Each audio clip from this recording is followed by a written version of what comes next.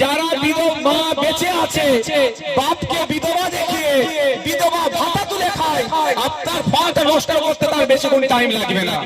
সুতরাং তার হাতে দেওয়ার দরকার নেই। দেবেন কার হাতে? অফিসারের হাতে। তার রেসপন্সিবল আছে, তার সিগনেচার আছে, তার স্টাম্প আছে। কারণ আমাদের পাশে, আপনাদের একটু পাশে তো ভাঙড় বিধানসভা, ভাঙড়ে রাজ্জাক খান তৃণমূলের নেতা, তৃণমূলের লোকেরাই তাকে ফোন করেছে।